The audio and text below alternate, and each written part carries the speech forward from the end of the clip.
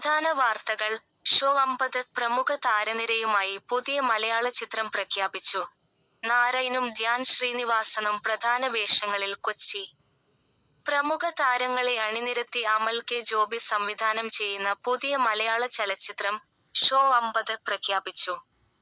Life is all about celebrations എന്ന tag ലൈനോടെ എത്തുന്ന ചിത്രത്തിന്റെ പ്രഖ്യാപന പോസ്റ്റർ ശ്രദ്ധ നേടിക്കഴിഞ്ഞു.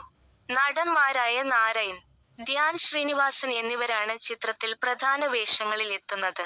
ഇവരെ കൂടാതെ അജു വർഗീസ്, വിജയരാഘവൻ, ജോണി ആന്റണി, രഞ്ജി പണിക്കർ, ജേസ് ജോസ്, മക്ബൂൽ സൽമാൻ, ഷാജു ശ്രീധർ, റോസ്മിൻ, ബോബി കുര്യൻ, സി.എൻ.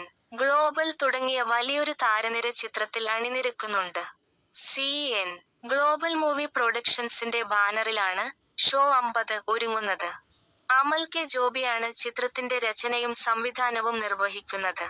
കഥയും സഹസംവിധാനവും ഡോക്ടർ ലിസി കെ ഫെർണാണ്ടസ് കൈകാര്യം ചെയ്യുന്നു.